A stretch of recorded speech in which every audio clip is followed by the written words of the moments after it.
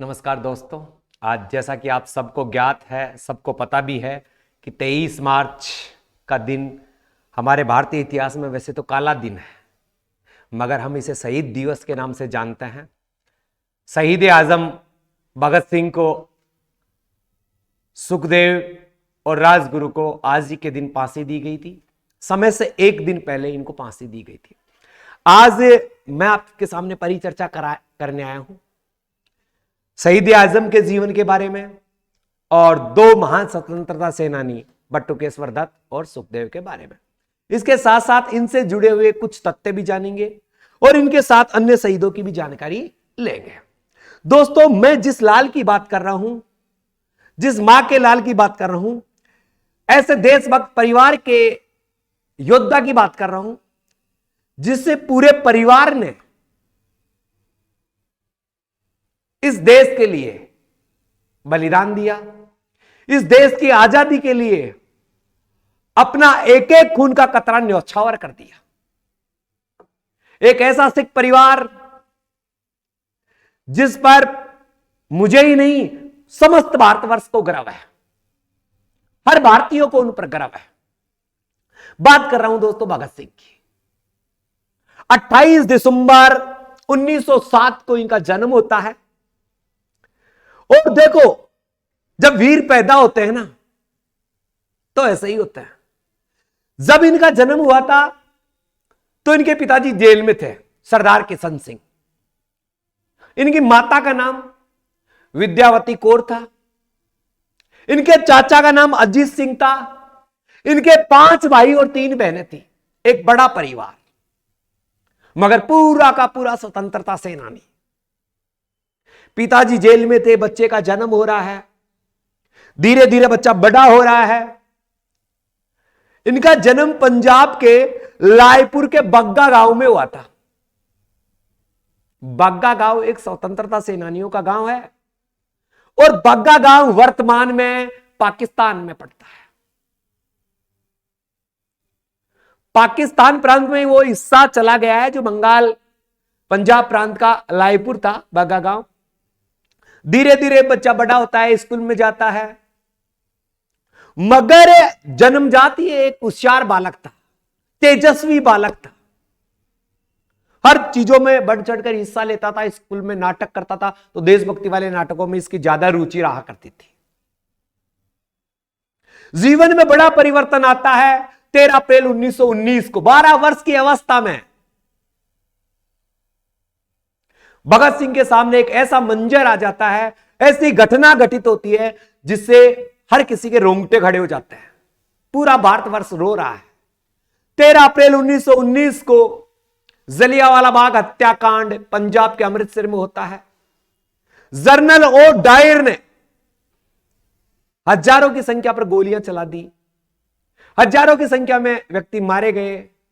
उससे जलियांवाला बाग के अंदर एक कुआं बना हुआ है, उसमें 350-400 के करीब आदमी गिर जाते हैं, कूद जाते हैं अपनी जान बचाने के लिए। जब इस मंजर का पता भगत सिंह को चलता है, भगत सिंह दौड़ के अपने घर से जलियांवाला बाग हत्याकांड नामक स्थान पर पहुंच जाता है। वहां देखता है तो खून का मंजर ही बिखरा हुआ था।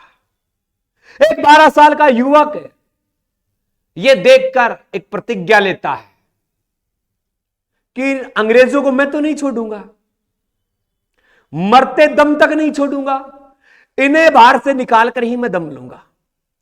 और वहां से एक खून की बोतल भर के लेके आ जाता है।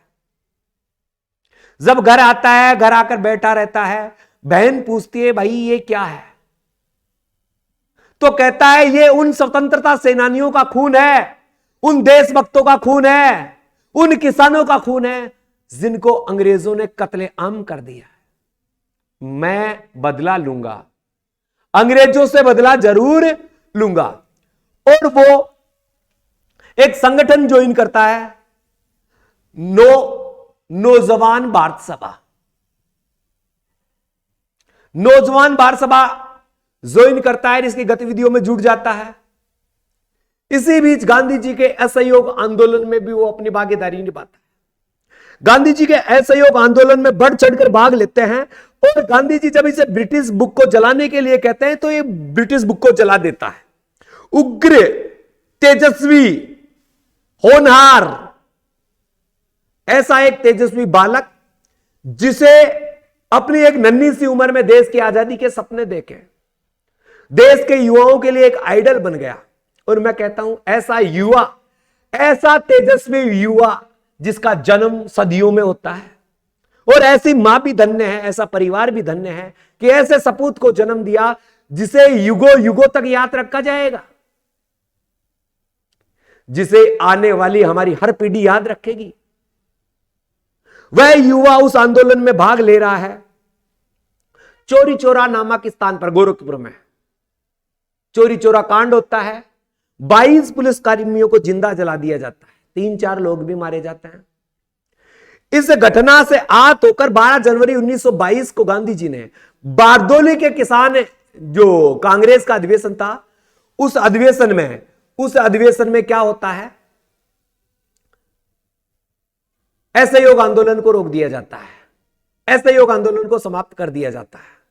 इससे समस्त कांग्रेस भी नाराज होती है, मगर यह युवा बड़ा दुखी होता है जिसने गांधी जी को अपना आदर्श माना था, जिसने गांधी जी में देश की आजादी के सपने देखे थे, जिसने गांधी जी के नेतृत्व में अहिंसा अपनाई थी। उसके मन में अब विचार आ चुका था कि अहिंसा से तो आजादी नहीं पाई जा सकती, आजादी मिलेगी नहीं, आजादी छीनी जाएगी, आजादी हमारा हक है, हम इसे लेकर रहेंगे।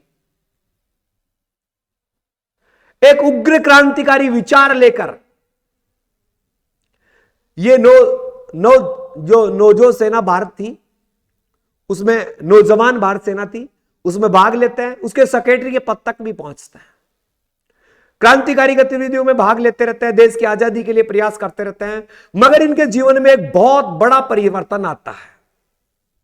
परिवर्तन कब आता है? जब ये लाला लाजपत राय की शरण में जाते हैं और साइमन कमीशन भारत आता है।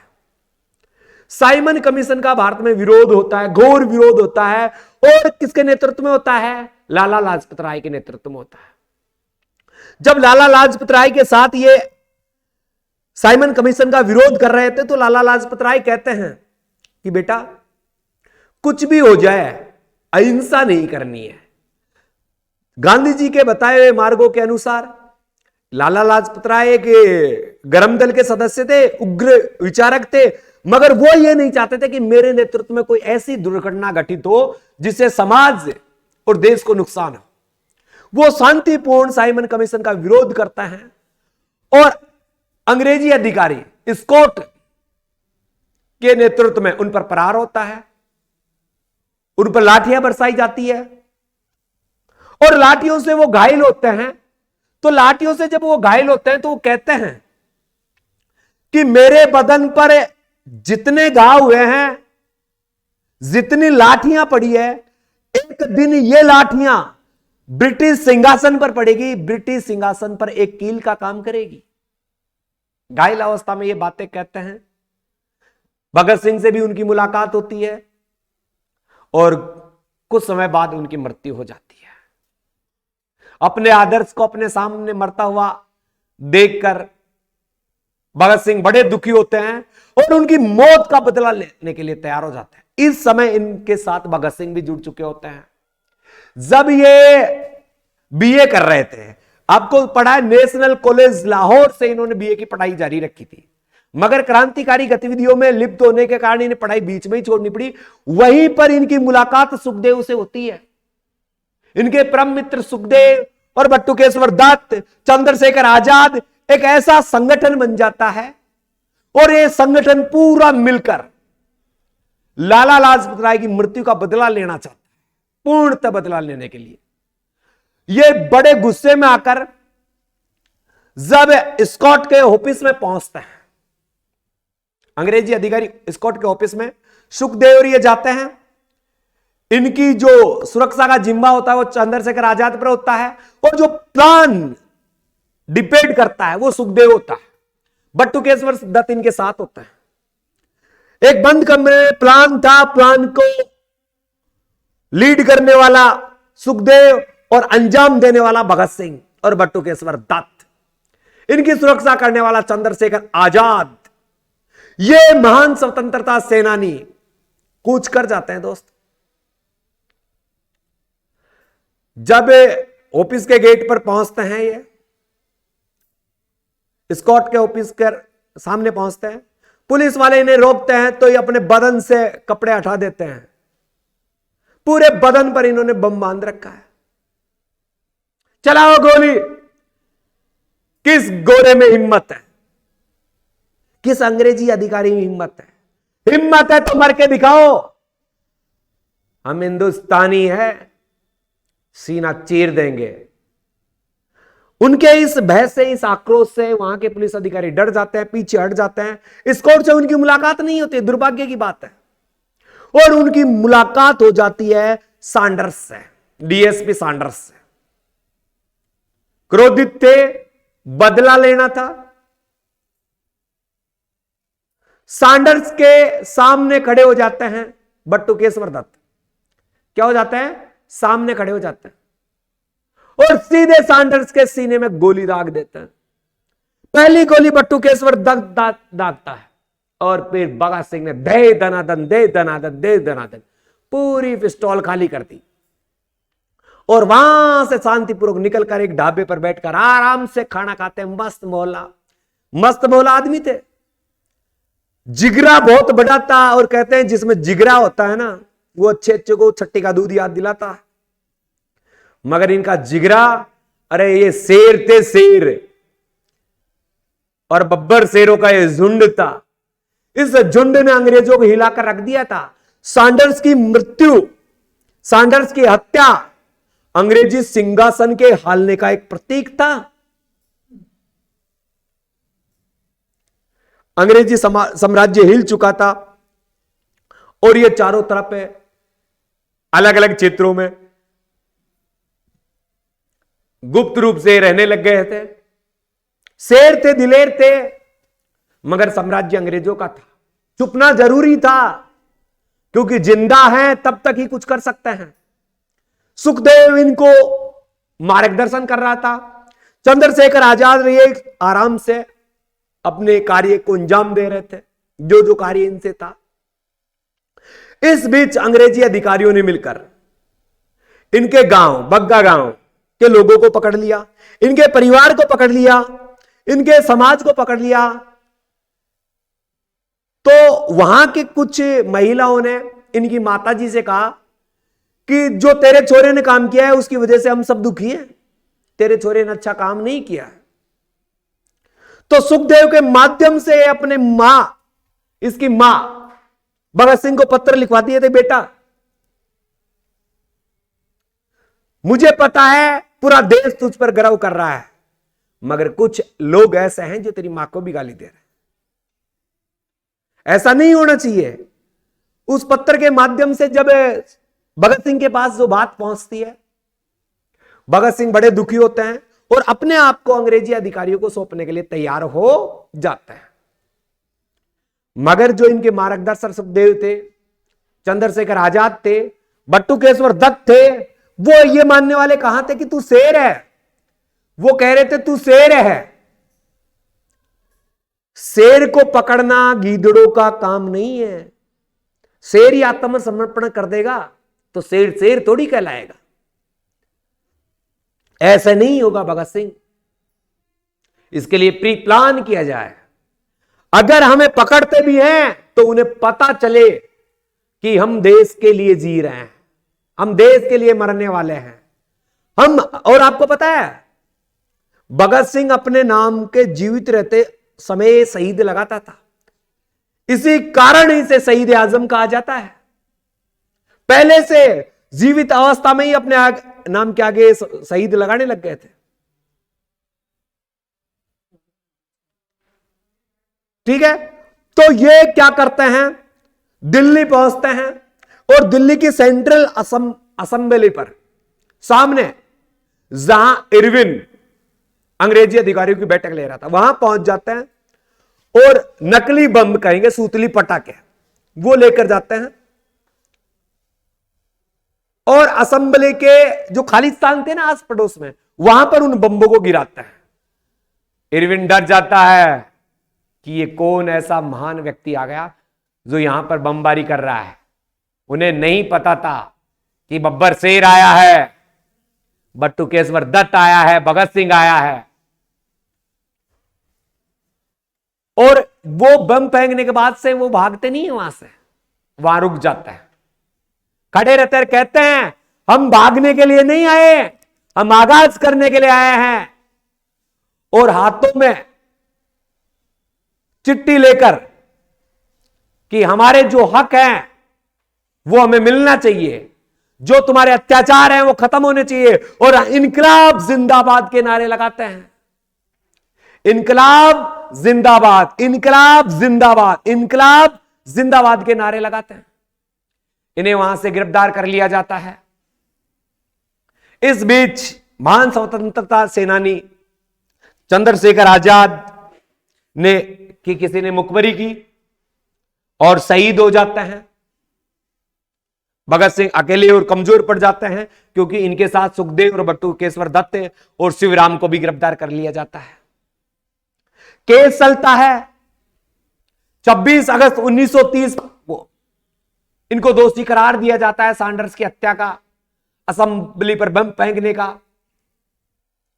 और 7 अक्टूबर 1930 को इनको सजा सुनाई जाती है, सजाए मौत यानी फांसी। पूरा भारत कर्रा उठा, पूरा देश तिलमिला उठा कि यह नहीं होना चाहिए।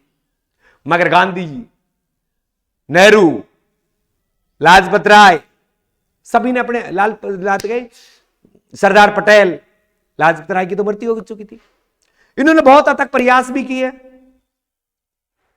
मगर भगत सिंह नहीं चाहते थे कि मुझे माफीनामा हो, मुझे माफी मिले। और जेल में रहते हुए उन्हें बहुत यातनाएं भी सहनी पड़ी, क्योंकि जेल में भी उन्होंने आंदोलन किए। जब वहां जो कैदी थे, उन कैदियों के साथ गलत व्यवहार होता था, अच्छा खाना नहीं मिलता था, तो वहां भी उनके हक के लिए इन्होंने आंदोलन किए। उन्होंने वहां पर रहते हुए पुस्तक लिखी। पुस्तकें जो लिखी थी वह पुस्तकें सरदार भगत सिंह, एक शहीद की नोटबुक, यानी अपने नाम के आगे पहले शहीद लगा चुके थे, मैं पहले कह रहा हूं, एक शहीद की नोटबुक या सरदार भगत सिंह। ये एक अच्छे लेखक थे, पाठक थे और एक अच्छे वक्ता भी थे। अच्छे लेखक भी थे, पाठक भी थे और वक्ता भी थे। और जेल में रहते हुए कहा, सरफरोशी की तमन्ना अब हमारे दिल में है, सरफरोशी की तमन्ना अब हमारे दिल में है। देखना है जोर कितना बाजुए कातिल में है, देखना है जोर कितना बाजुए कातिल में है। कब तक तुम हमें रोक सकते हो? और बिल्कुल हमेशा हंसते रहते थे। इनके चेहरे पर हमेशा एक लंबी मुस्कुराहट रहती थी, इनके चेहरे पर हमेशा एक तेज रहा करता था, जो इनकी बहादुरी का, इनके शौर्य का, इनकी वीरता का प्रतीक था।